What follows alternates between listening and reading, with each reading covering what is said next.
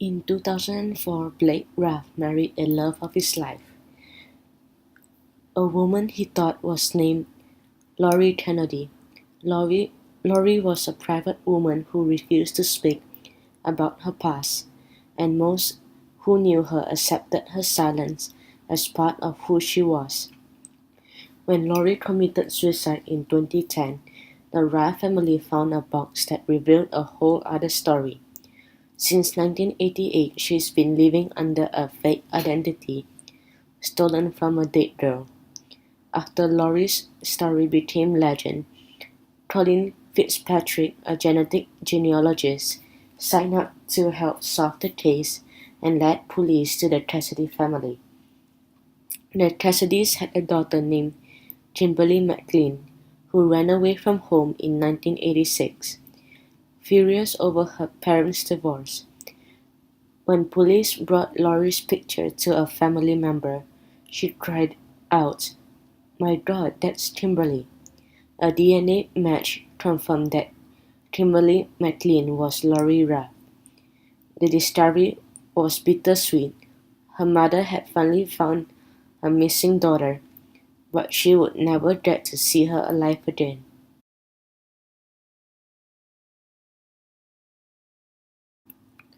In 1995, Michael Hayter crashed his car into a tree in Virginia. The accident killed both him and the teenage hitchhiker he picked up.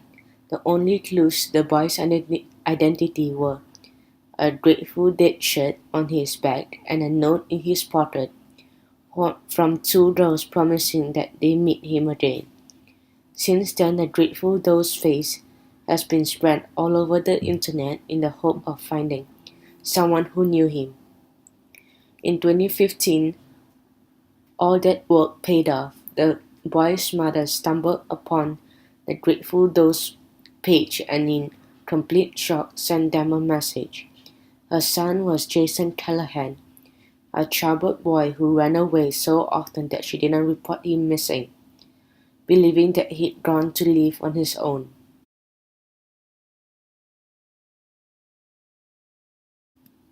In 2004, a man in his 50s was found lying naked between two dumpsters behind a Burger King in Georgia.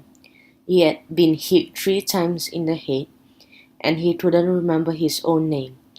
He picked up the nickname BK and flashed it out to Benjamin Kyle. Benjamin lived out the next decade of his life with no clue who he really was. C.C. Moore, a genetic genealogist, took the job of tracking Benjamin's past down, and she found that he'd been missing for a lot longer than 10 years. He ran away from his parents in 1976 and hadn't spoken to them since. Benjamin's real name hasn't been revealed because he wants to keep his privacy. He has, however, reunited with his family, which ironically might never have happened if he'd never gotten amnesia.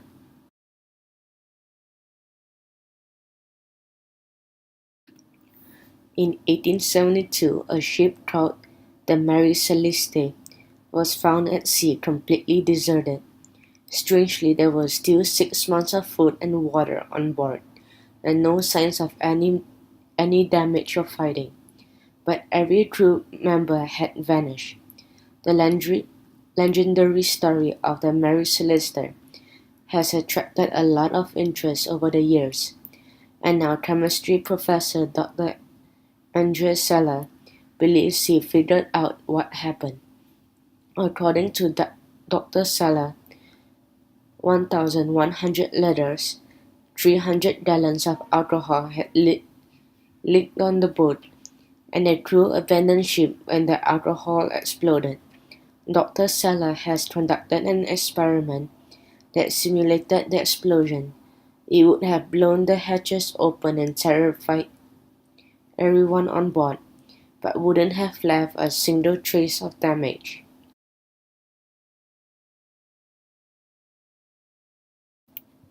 In 1979, a young woman was brought out into a Caledonia, New York, cornfield and shot 2 times in the head. Her pockets were emptied and heavy rain had washed away every single piece of evidence that could have identified her. Even dental records didn't turn up a match, and the woman was buried without a name. Over in Florida, though, another woman got to wondering about an old classmate of hers named Tammy Jo Alexander. She hadn't heard from her in years and tried to track her down. When she did, she found out that Tammy had run away years ago, and that her mother, who had a heavy drug addiction, hadn't even bothered to report her missing. The classmate reported her worries to the police, who soon realized that Tammy was the Caledonia Jane Doe. They hadn't been able to identify her by dental records because, in her 16 years of life, Tammy's mother had never once taken her daughter to the dentist.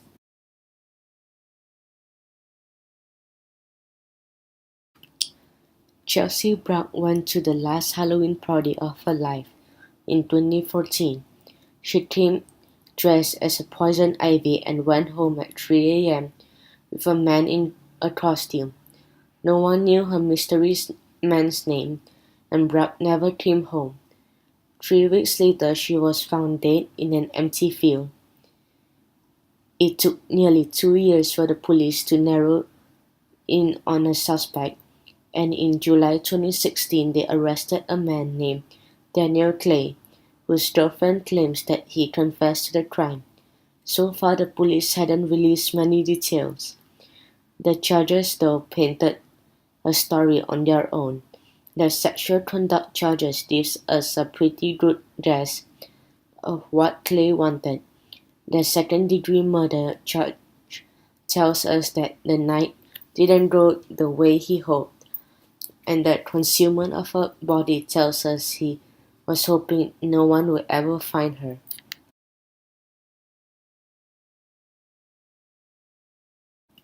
In 1991, construction workers in New York stumbled upon a blue cooler containing something terrible. Inside, wrapped in a black garbage bag and buried under cans of Coca-Cola, was the dead body of a 4-year-old girl. Her body was too deteriorated to identify. It took until 2013 until police, with the help of phone-in tip, tracked down Margarita Castillo and managed to identify Baby Hope as her daughter Angelica. Angelica's story was even more horrible when it appeared. Her cousin Coroda Juarez raped her. When she cried for help, he smothered her with a pillow and accidentally killed her. Conrado told his sisters, Margarita's niece, what he'd done. She gave him a cooler and told him to get rid of the body. Margarita hadn't reported her daughter's missing because she was an illegal immigrant who couldn't speak English, but she was afraid she would be deported. She'd seen a story about Baby Hope but was too afraid to call in, until the police came knocking on her door.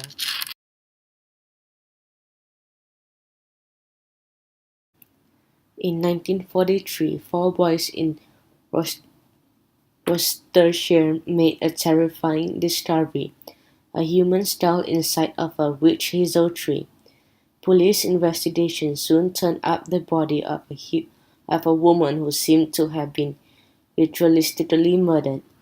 The case became truly eerie, though, when strange graffiti messages started popping up around town reading, "Who put Bella in Witch Elm?" The body was unclaimed, and there were no record of anyone named Bella having gone missing. So police had no idea who'd found or why these taunting messages taught her Bella. However, Professor James Webster is convinced he solved it. Bella, he claims, was a German actress named Clara Boiler. Clara performed in the West under the name Clarabella, so Webster believes that she is the Bella in the message. Clara was working as a Nazi spy and was ordered to parachute into the area in 1941. She landed but never reported back and was never heard from again. Webster believes she was spotted and stuffed into a witch hazel tree.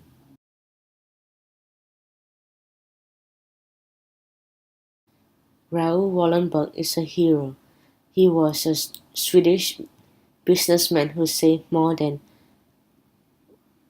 100,000 Jewish lives during World War II. Wallenberg made fake papers for Jews to help them escape and was repaid for his troubles by being thrown into a Soviet prison camp. Wallenberg died in 1947, and how it happened has always been disputed. The Soviets claim he had a heart attack, but many doubt that they are telling the truth. In 2016, the diaries of KGB head Ivan Serov was published. Inside he wrote, "I have doubts that Wallenberg was liquidated in 1947. He further claims that Wallenberg was killed on orders directly from Stalin and Molotov. The diary entry isn't entirely conclusive, but it makes it clear that KGB didn't believe that Wallenberg died by accident. Even within the highest ranks, it was accepted that Stalin had killed him."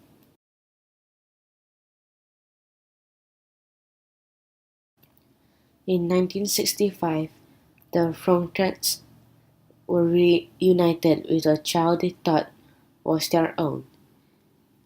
Their baby Paul had been abducted, so when they heard that a toddler had been found abandoned in a stroller, they were sure it was their boy.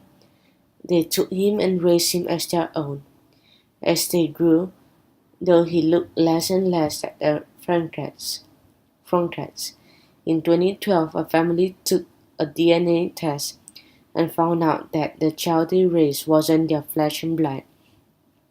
C.C. Moore, yes, the same C.C. who helped Benjamin Cowell help Paul track down his real identity. She found out that his birth name was Jack. His biological parents had since died, but he had a twin sister named Jill. Jack and Jill both vanished before their second birthdays, and Jill was still missing. Cece's discovery led to more questions. No one knows what became of Jill or Paul, why Jack was left in a stroller, or who was behind all these abductions. Jack at least finally knows where he came from.